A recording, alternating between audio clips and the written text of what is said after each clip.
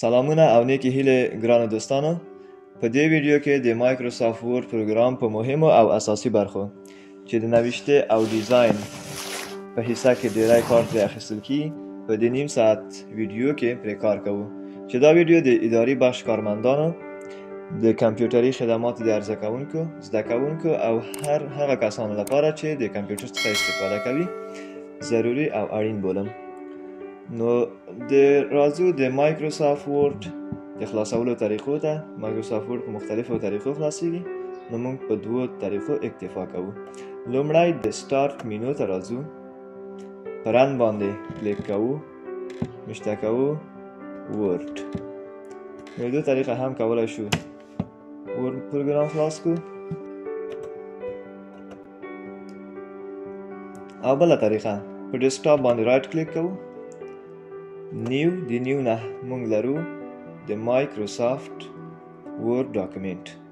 په دې به کلیک وکړو، مایکروسافت ورډ ډاکومنت به داخل د ډیسکټاپ ته اضافه شي او خپل د ډاکومنت نوم به مو اضافه کړو، آموټیچ. کلیک به وکړو،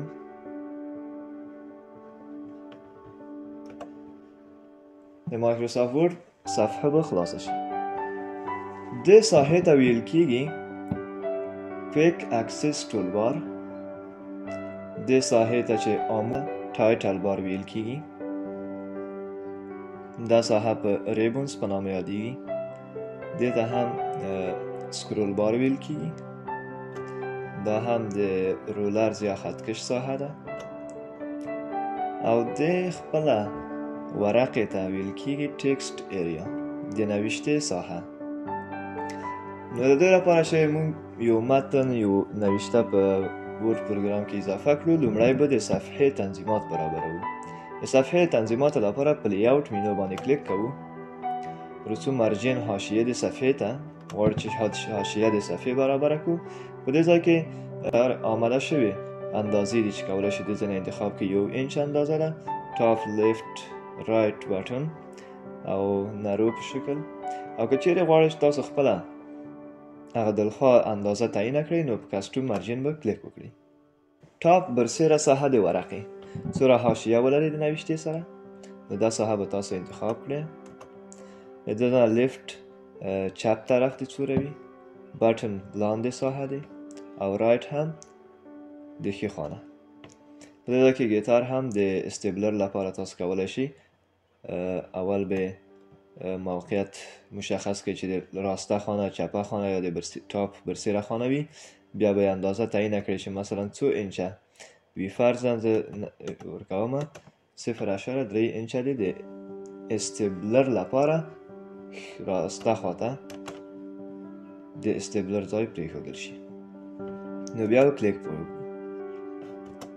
بل لرو اورینټیشن. کولی شو دو ځایونه مو د صفحې نوعیت چې افقي وي یا عمودي شکل باندې وي انتخاب وکړئ. پورتریټ عمودي شکل او لنډسکیپ په افقي شکل وي. نو موږ به د صفحې نوعیت پورتریټ انتخاب کړو، او د صفحې سایز اندازه مو کوم سایز وي، A4 وي، آفیس سایز ده، مثلا مختلف سایزونه دلته لرو. موږ به استاندارد چې A4 ده انتخاب وکړو. وروسته یې دنه مو چې د صفحې حاشیه، نوعیت د صفحې او اورینټیشن مو تعیین کړلو، را به شو خپل متن به نوشته کړو. نو نوشته هم چې وکړل، نوشته د ډیزاین لپاره موږ ته اړین دي چې د نوشته سایز هغه اندازه زیاته او کمه کړو. نو دو ځای نه به کلیک وکړو په سایز باندې، په هر اندازه چې تاسو غواړئ د دو ځای سایز زیاتولی او کمولی شي. فرضاً د 14 پرېږدم.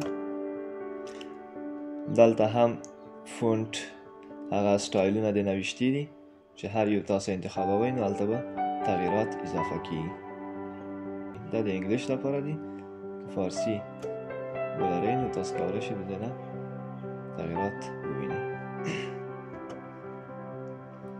په دې غټه ای او وړه ای نه موږ کولی شو په غټه ای باندې سایز د نوشتې زیات کړو او په وړه ای باندې کم کړو. که چیرې غواړئ د نوشتم بولډ وي، ډبله ښکاره شي، نو په بي وکلیک وکړئ. او که چیرې نه غواړئ نو انچیک یې کړئ. نوشته غواړئ په یو بغل باندې وي نو په دې به کلیک وکړئ. که غواړئ دغه یو خط مثلا نوشته مو د لاندې انډرلاین زیر خطي ولري نو په دې به کلیک وکړئ. کولی شي اضافه یې کړئ. که په کومه نوشته یا مابین د نوشتې باندې خط راشي نو د ستریک دراپ نه به استفاده وکړي. فرضاً غواړو په سابق یو اصلي قیمت لرو یو سابق قیمت. سابقه قیمت مثلا 340 او فعلي قیمت ده 300. سابق قیمت باندې تاسو غواړئ خط کش کړئ نو د دې نه به ستریک رایټ نه به کلیک استفاده وکړئ. که نه غواړئ نو انډو یې کړئ. اوس غواړئ یو عدد قاعده او توان ته بوځي نو دونه کولی شي قاعدې ته بوځي دونه هم توان ته. په دې ځای کې مختلف سټایلونه د نوشتې لرو. که چیرې موږ نوشته انتخاب کړو د دې سټایلونه کولی شو استفاده وکړو او تغییرات یې په صفحه کې ووینو. دا شکل. بل لرو ټکس هایلایټ کالر. دغه نوشته بک‌گراوند ته یو رنګ ورکړو نو موږ که دو ځایونه کولی شو هغه رنګونه انتخاب کړو. که نه غواړئ نو مه انتخابوئ. په دې شکل په دو شکل هر شکل چې تاسو غواړئ بک‌گراوند به انتخاب شي. په دې ځای کې هم فونټ کالر ده چې د نوشتې رنګ په کوم رقم باندې وي. که تورې غواړئ ما فرضاً زه اول به نوشته انتخاب کړئ را بشو فونټ کالر ته د دې ځای نه د نوشتې رنګ انتخابوو تور شو. که فرضاً زه سور انتخاب کړم جګري هر رنګ چې تاسو انتخابوئ د ځای نور رنګونه هم دي انتخاب کړئ. دلته به اوکې به کلیک وکړئ. د نوشتې رنګ به مو څه شي تغییر وکړي. که چیرې غواړئ چې دغه فارمت مکمل د نوشتې نه ختم کړئ نو په دې به کلیر آل فارمتینګ کلیک وکړئ تر څو تاسو بیرته اولی حالت ته بوځي. دلته که چیرې زه انګلیسي نوشته ولرم په دې شکل که په دې کلیک وکړو لومړی حرف د کلمې به غټ وي. په دې کې کلیک وکړو مکمل به ټول واړوي. اپرس مکمل غټ حروف باندې به نوشته وي. کاپیټل ایچ ورد هر حرف د لغات به څنګه وي غټ وي. که چیرې دوه کلمې موږ ولرو مثلا داسې نو هر حرف د کلمې به څنګه وي غټ ښکاري. توګل کیس او په دې کې کلیک وکړو اول حرف به وړو نو مکمل به څه شوي غټ حروف وي. نوشته کوم د کمپیوټر اجزاوې څو دي؟ دوه دي. یو هارد ویر ده او بل سافت ویر. د دې لپاره چې د اجزاو لپاره موږ یو علاماتو یا د اعدادو نه استفاده وکړو رسو دلته موږ بولیټس او نمبرینګ لرو. بولیټ نه کولی شو دا علامات اضافه کړو ورته او د نمبرینګ نه کولی شو اعداد اضافه کړو. اعدادو کې حروف هم شته دي انګلیسي حروف لاتین او اعداد. موږ غواړو چې اعداد اضافه کړو. د دې نه کولی شو د اعدادو لپاره استفاده وکړو. ملټیپل لیست دونه کولی شئ تاسو جوسته بوځئ. مثلا دا که غواړئ جوسته کې جوس نو دا به انتخاب کړئ تاسو به جوسته بوځئ. بل لرو دلته لیفت. که چیرې غواړئ دغه نوشته مو چپه لاس خواته وي په لیفت به کلیک وکړئ. په مابین کې وي سنټر او که په دې کلیک وکړو نو دا موږ نوشته به راسته لاس خواته راولي. بل غواړو دغه نوشتې مو که چیرې ګډې وډې وي داسې یو متن ولرو چې منظم نه وي نو کولی شو د جسټیفای نه څنګه وکړو استفاده وکړو. په جسټیفای چې کلیک وکړئ مکمل څلور طرفه د نوشتې به مو په یو شکل منظم راولي. او دو ځایونه کولی شو د لاین اند پاراګراف سپیسینګ فاصله د خطونو او د پاراګراف مو دو ځایونه تعیین کړو. کلیک به په وکړئ 1.15 وي 1.15 څومره چې تاسو غواړئ دو ځایونه کولی شئ زیاته او کمه کړئ. دلته لیفت تو رایټ که چیرې ستاسو نوشته د چپ خانه راسته خواته وي نو په دې به کلیک وکړئ او که چیرې د راسته خانه وي نو په رایټ تو لیفت به کلیک وکړئ. نوشته به د راسته خانه چپه خواته تبدیل کړئ. د شیډینګ نه کولی شو مکمل لاین ته بک‌گراوند ورکړو.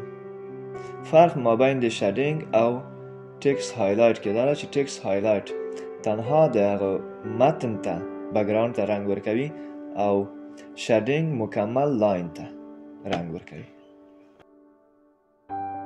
اوس غواړو چې یو جدول یا ټیبل اضافه کړو او تنظیماتو باندې کار وکړو. نو جدول د جوړولو لپاره په انسرت مینو ته به راشئ، ټیبل به کلیک وکړئ. دو ځایه هم کولی شئ د رو او کالمو اندازه مشخصه کړئ او د دو ځایه هم کولی شئ تعداد یې تعیین او جوړې کړئ. فرضاً ماته څو کالمه پکار دي؟ 6 کالمه. څو روې؟ او 8 روې. نو اوکې به کلیک وکړم. دې ته ویل کېږي کالم او دې ته هم ویل کېږي رو.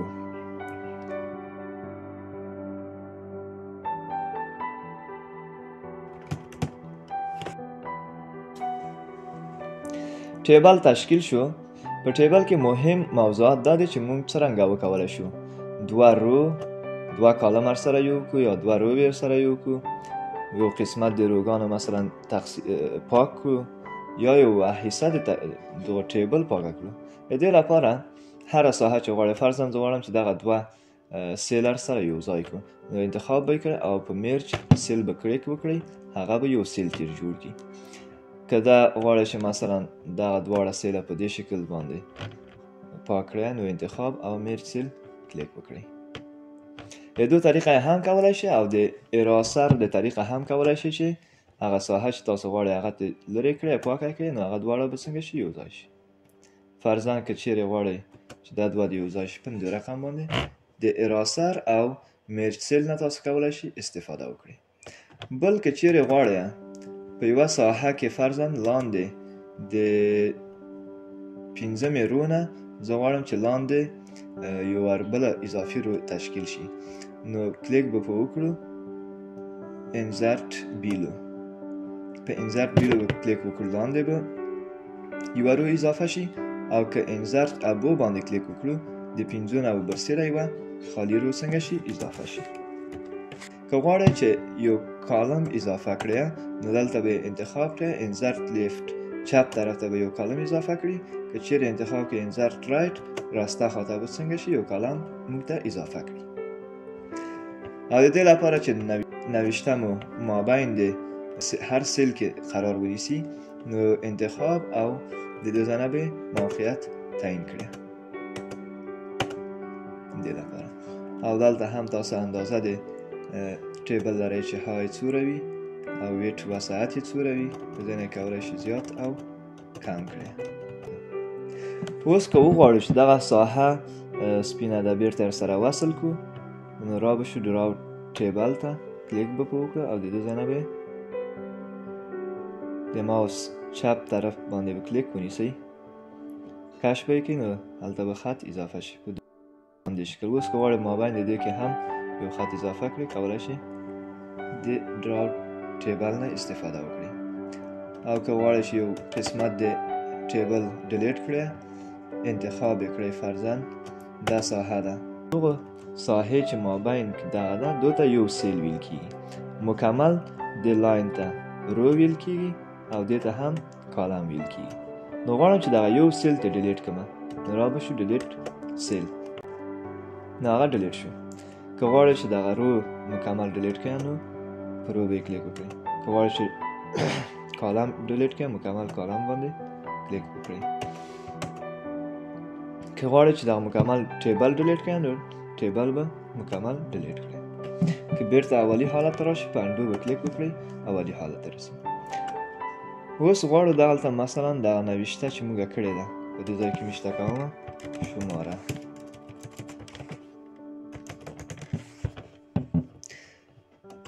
شماره دې په کوم حالت باندې وي؟ نوشته دې په دې شکل راشي، په دې شکل. په دې نه کولی شئ هغه نوشته نوعیت انتخاب کړئ.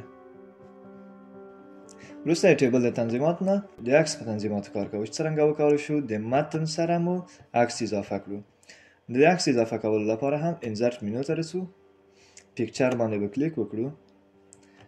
زه فرضاً پیکچر کې لرم دغه عکس ده، انتخاب انزرت کوم. نو دلته موږ ته عکس اضافه شو. دو قسمت نه کولی شو اندازه زیات او کم کړو.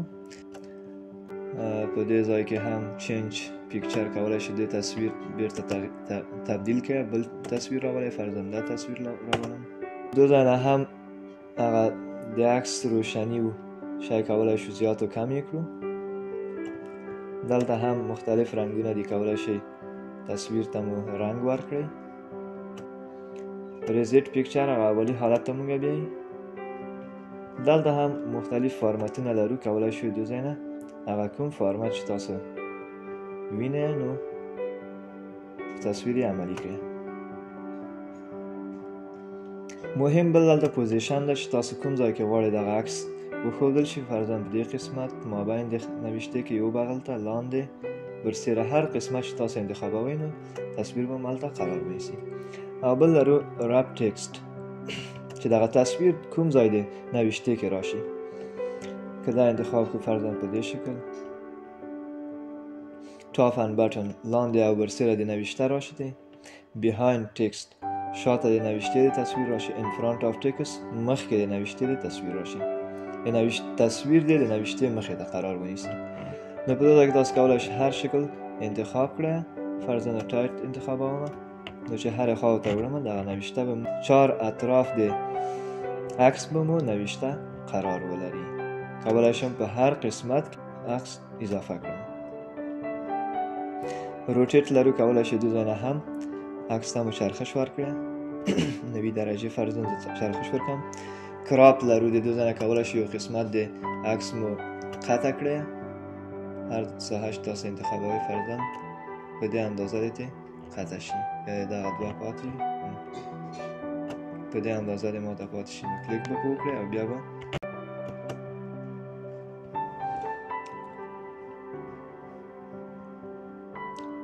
دا و د کراپ به کړئ. نو دا و د عکس تنظیمات په ورد پروګرام کې. وروسته یې دونه موږ لرو ټکسټ باکس. ټکسټ باکس اضافه کولو لپاره انزرت مینو ته رسو. دلته لرو ټکسټ باکس، کلیک به وکړو. دراو ټکسټ باکس یوه ساحه کې یو ټکسټ باکس اضافه کړو او داخل کې نوشته وکړو. فرضاً بعضو قسمتو کې موږ ته پکار ده چې په این دغه ساحه کې موږ نوشته وکړو. نوره ساحه د سپینه وي یا مثلا یو عکس دلته اضافه کړی یا بل شی غواړئ تنها په دې ساحه کې نوشته وکړئ. دونه لپاره موږ د ټکسټ باکس نه استفاده کوو. فرضاً اوس کولی شئ دلته خپله نوشته څنګه کړو اضافه کړو.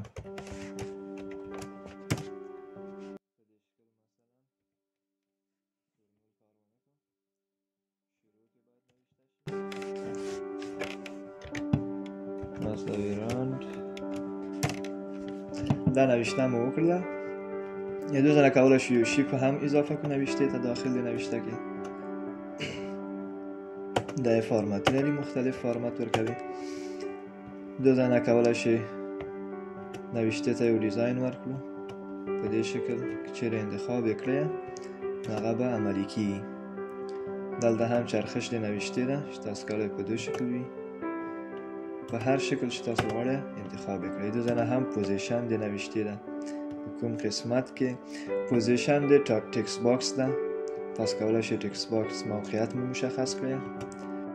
رپ ټکسټ نه کولی شو د ټکسټ د نوشته سره په کوم ځای کې قرار ونیسي. فرضاً هر ځای چې تاسو انتخابوئ. بیهایند د ټکسټ شاته د نوشته راشي. ان فرانت اف ټکسټ مخکې د نوشته راشي. دا مخکې چې مونږ په عکس کې ووي دلته هم دا تنظیمات دي. بل مهم شی لرو په انزرت کې پیج نمبر. غواړو مثلا مونږ څو صفحې ټایپ وکړلو دغه صفحې زمونږ نمبر ولري. دلته به راشه پیج نمبر ته ټاپ آف پیج. که چیرې غواړئ دغه پیج نمبر برسیره د ورقې ښکاره شي دلته به انتخاب کې بټن لاندې د صفحې یا لاندې د ورقې د ښکاره شي. دلته بیا هم نوعیت انتخاب کې چې لیفت چپ طرف ته دی وي مابین کې وي او که راسته طرف ته. نو هر ځای چې تاسو انتخابوي انتخاب وکړئ. موږ فرضاً مابین د صفحې کې انتخاب کړلو. دلته لاندې د صفحې زموږ پیج نمبر اضافه شو. کولی شو دلته نور فوټر هم اضافه کړو، مثلا میشته کوي خپل نوم میشته کوي یا یو بل څه،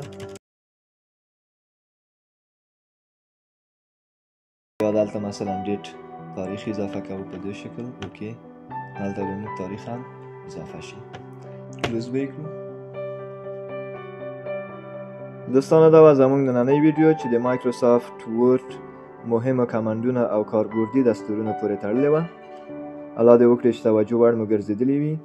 په راتلونکي ویډیو کې په دې کار کوو چې څرنګه وکولی شو مایکروسافت ورډ د طریقه فهرست د کتاب یا مقاله یا هم د یو پریزنټیشن آماده کړو. نو د دې لپاره زموږ ویډیو در سره لایک کړئ، چینل مو سبسکرایب کړئ او زنګوله هم په آل باندې قرار ورکړئ تر څو د راتلونکي ویډیوګانو څخه هم باخبره شئ. تر بیا ښې چارې.